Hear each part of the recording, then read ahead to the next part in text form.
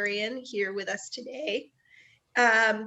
So we're going to start with our October update. We're going to do a check-in with Jessie about our elevator project and see where are we on the elevator.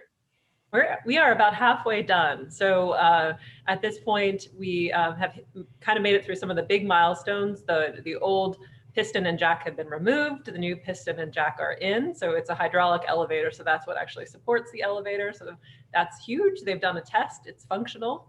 And now they're just doing a lot of little pieces, including upgrading the cab interior. So there's some great pictures. If any of you are following along on the Give the Library a Lift Instagram page, there's some great pictures of kind of behind the scenes of what that looks like. I'm hoping to try to post also a video, maybe to our YouTube channel of like, you know, behind the scenes of the elevator project. Here's what it looks like, because it's a little bit wild down there in the basement currently. So that's going along really well. We're expecting another 2.5 to 3 weeks in the elevator project, and then we'll be done, which is amazing. So that's the elevator update. That's very exciting. It sure is. So we also want to give a quick update on library services, which is why we have Steve and why we have George here with us today. So I'm going to give just a brief bit. I did want to announce that we're going to maintain our current level of service through the end of the calendar year. So we've intentionally, we look at the situation close to home around the coronavirus, and we look at the situation regionally and the best practices from the Department of Libraries and the ACCD and the state of Vermont. And then we try to come up with these chunks of time where we can set our level of service based on something, based on what feels safe for our staff and for our patrons. And so our last chunk of time where we set services was through the end of October. So we took a look at where we are now and have decided to extend that level of service through the end of the calendar year. So that means 30-minute time limits in the building. People can pick up their materials either inside or curbside service. It means that largely the stacks are not browsable right now. So people cannot go in and pick out their own books, but they can pick them out virtually. And so speaking to that a little bit more, I want to turn it over to Steve, because Steve has been working to try to bring the digital browsing experience to our patrons. Yes, thank you. So one thing that we've been doing since all this started is trying to put some videos up on both our website and our YouTube channel to help people use the catalog to find what they're looking for, and also to use the catalog to browse. So even if you're not quite sure what you're looking for, there are some ways that you can see what's on the shelf next to a book that you previously read, or near an author, or like an author that you like. So those are all available on both our website and YouTube. And also, I would just generally encourage people to reach out to us if you have any questions about using any of that sort of technology to find what you're looking for. And then also, in addition to all of that, if you just can't decide, the librarians are fantastic at helping and offering suggestions. And regardless of what you want, if you're looking for books for your kids, if you're looking for books for yourself, we've been doing a lot more of that lately, and we'd be more than happy to provide assistance. Excellent. And then what about if you're looking for a newspaper article? So we have access to the Vermont Online Library, which is a large database of magazines and newspapers, and it includes major newspapers like the New York Times, like the Washington Post. So if you're looking for an article that was just published yesterday, you can use this database to access that. And as with the catalog, there are videos on our website and on YouTube where you can learn about how to use that. It's pretty easy to get into, and then it's just a matter of doing the search for what you're looking for. Nice.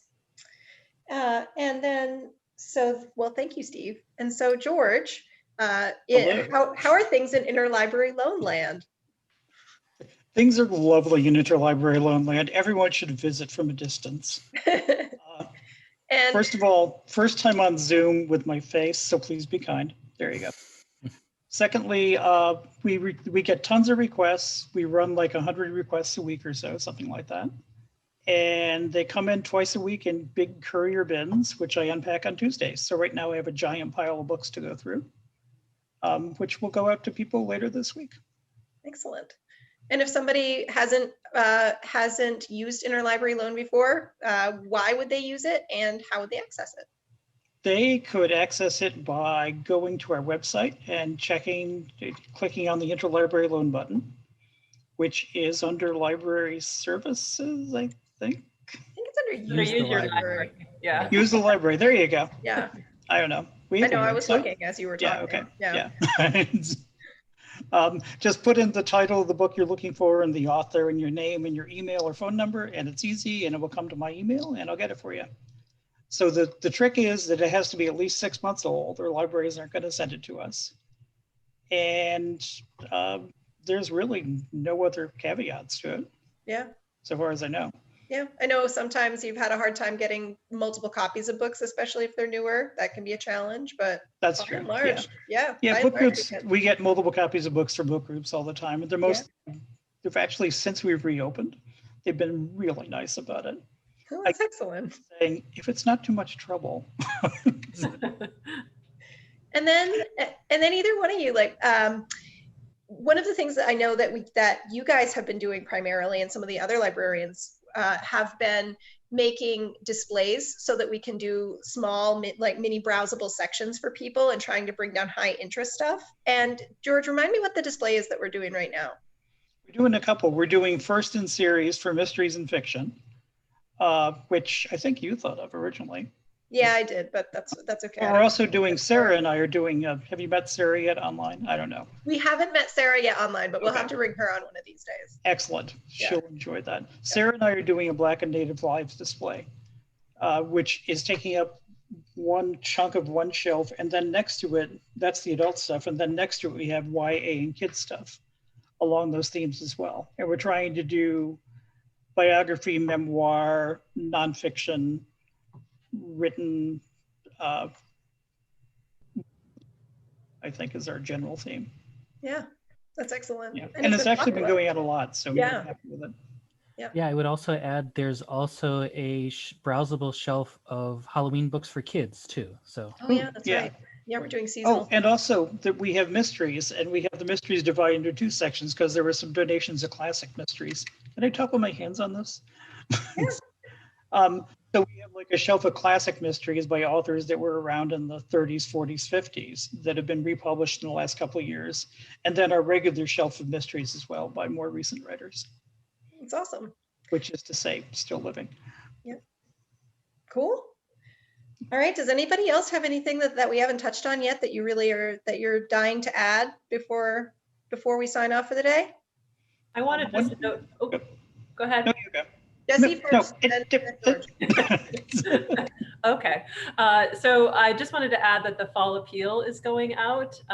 Some of you may have already gotten e-newsletter update about the fall appeal or seen it on our website. So we are very, very fortunate. We have a special donor doing a one-time gift for us of $5,000 if we can triple our number of monthly sustainers. So we're looking to encourage more people to consider being a monthly donor to the library. And so that's also through our website. You just click on the donate button and it will give you instructions on how to do that.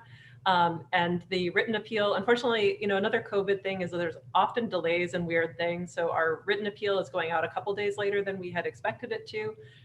So that will be going out in the mail to folks on that mailing list later this week. So I just wanted to kind of mention that there's our normal fall appeal, but this really exciting special potential gift this year.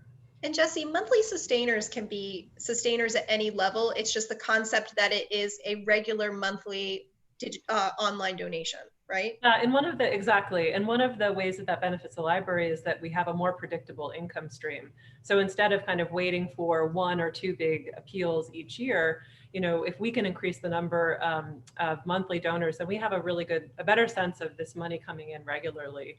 And it's also, of course, for a lot of us, it's an easier way to budget our donations personally. So if you're making a $10 gift a month, then you have that predictable, exactly where it's going, and you can budget at home as well, but it also definitely helps the library budget. Excellent. And George, what was the other thing you wanted to add? Oh, one quick thing about Interlibrary Loans is the turnaround time is a little longer than it used to be, so it's 2 to 3 weeks now. That's right, yeah. So when you ask for the book, it won't be there overnight, but it'll eventually come. Yep. That's all. so you can Excellent. participate. All right. Well, thanks, guys. Yeah, thank you. Thank you.